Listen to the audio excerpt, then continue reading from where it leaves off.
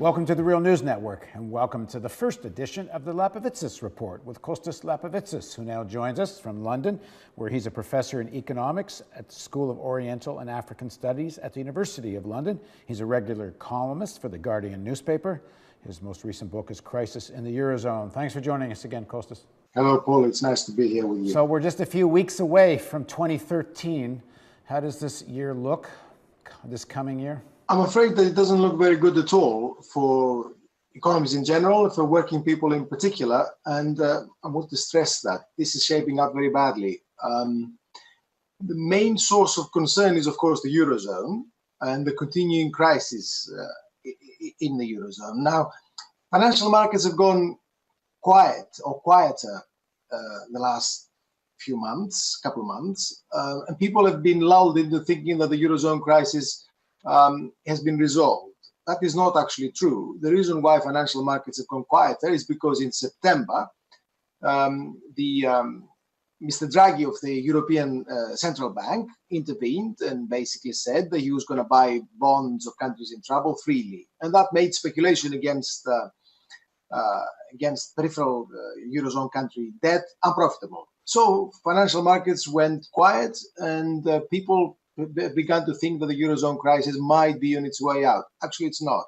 Things are getting worse and worse. And if you look at the real economy in Spain, in Portugal, in Italy, and of course in Greece, 2013 is shaping up to be a really problematic year. The phenomena that we saw in Greece in 2010, 2011 are beginning to emerge in Portugal, in Spain, and elsewhere. Basically, large tracts of the Eurozone are moving into recession, very serious recession, and that's beginning to affect the core too. France doesn't look very healthy.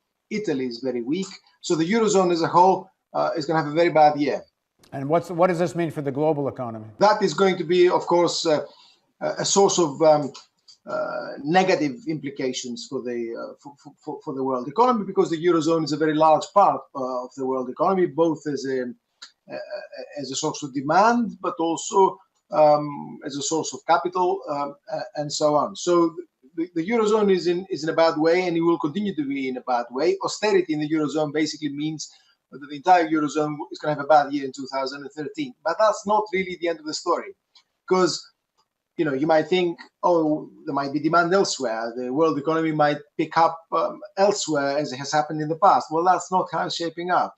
Non-Eurozone countries in Europe, including the United Kingdom, are also in a very bad shape, and very weak economies as a whole. The UK, for instance, will have a very bad year in 2013, a continuation of a bad year in 2012.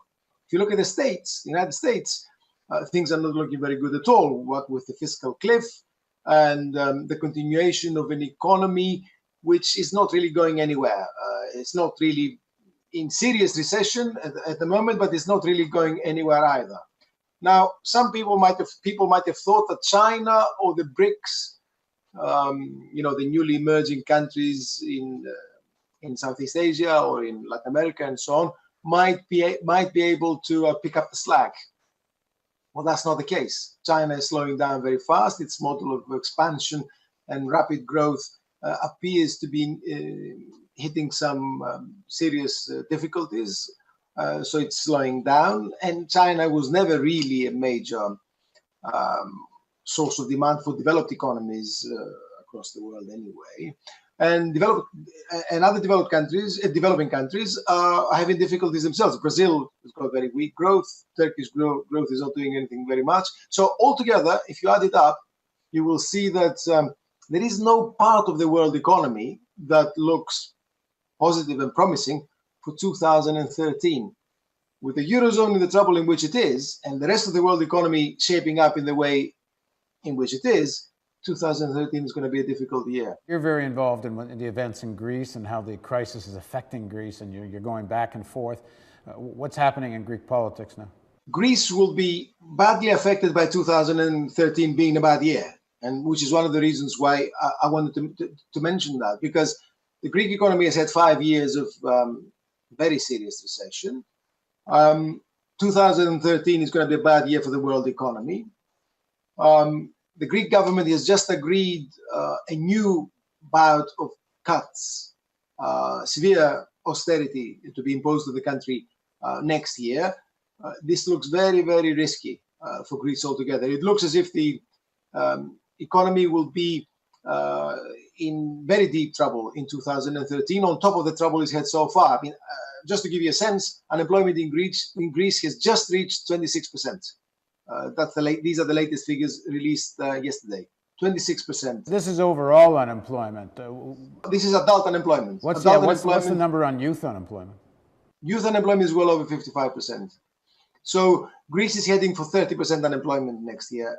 If the world economy has indeed a very tough year next year, as I think it will, then the situation is beginning to look very serious for Greece, indeed, given the austerity that the government has imposed on the country, additionally, on top of all the rest of the problems the country is facing. So the economic situation is very bad. The social situation is getting worse and worse as tensions are rising and people are finding it very hard to make ends meet. The political situation is therefore developing very, very rapidly itself. Now, interesting things have happened the last week or so in Greece. The left is beginning to emerge as a serious government proposition.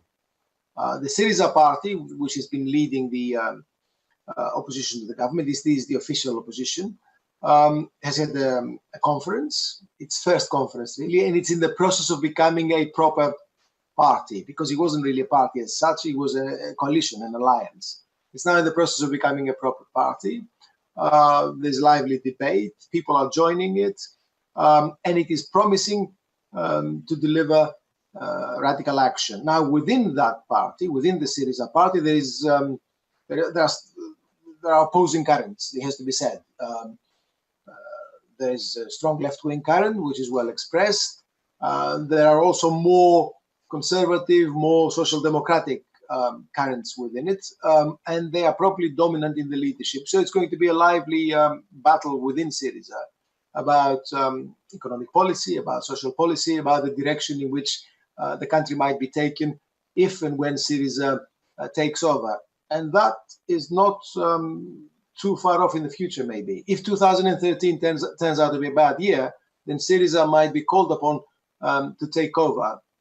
So we will see serious political change in Greece and therefore in much of the rest of Europe. Called upon meaning if the current coalition government collapses, would there be an election, or Syriza would actually be asked to form the next government? No. In all probability, there will be an election, but the current coalition government is very weak in any case, and if the economic situation unfolds badly next year, and I think it will, then the coalition government will probably not last. There will be elections, and if there are elections, then in all probability, Syriza will be the top party with an outright majority, or at least the party that will be called upon to form the government. Now, we've talked about this before, but Syriza, if they do form the government, is going to face a fairly big decision. If they want to bail on the bailout as written and try to renegotiate, they'll be in direct confrontation with European finance and politics. But that's why I said that the events in the last week are of quite some importance, because Syriza is beginning to become a proper party organization. The internal debate within Syriza has now become public. It's now clear that there are different currents and different views within Syriza. There's a strong left-wing current within Syriza which wants a very radical position on the debt. What is that radical position? The radical position is basically to insist on abandoning the bailout strategies, lifting austerity, saying no to more austerity and the bailout strategies, refusing to pay the debt, and demanding radical reduction of the debt. And if it comes to leaving the euro, if the price of that is to leave the euro, then so be it. But you're saying that the dominant force within the party does not take that position? The dominant force does not take this position. The position it takes is that, yes, we will say no to the bailout. We will take a radical position on the debt, although not as radical as the left of Syriza, maybe. But the dominant position is that we will do that within the euro. There is a debate within the organization. There are different views. It's actually quite comradely so far. It's not as if it's falling apart, but it's a lively debate. And it's the only place in Greek society where this vital issue for Greece is being debated openly. That's a service given to an offer to Greek society. Syriza is offering it a major service, that it is discussing these things openly and in terms that most Greek people understand.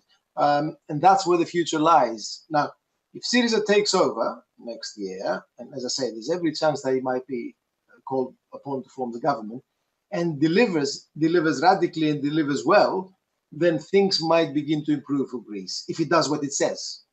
If it doesn't, then things can unfold very badly. If it proves itself to be unprepared for government, or if it doesn't do what it said it would do, if it buckles, then the future does look very bleak, because then we might have strong right-wing turn. We might have even a fascist turn in Greece, and that won't be very good news for the country, and it won't be very good news for Europe either.